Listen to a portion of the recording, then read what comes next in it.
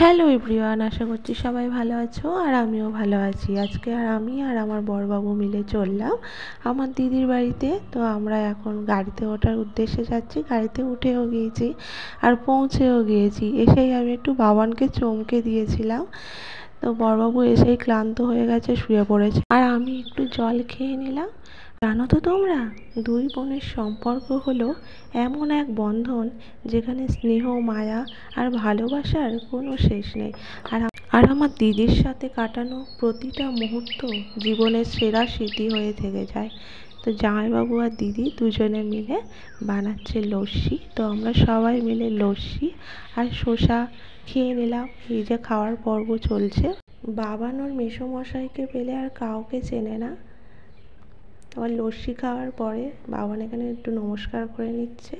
তারপরে লাঞ্চ করা কমপ্লিট। তাহলে আজকের মতো টাটা, দেখা হচ্ছে নেক্সট ভিডিওতে।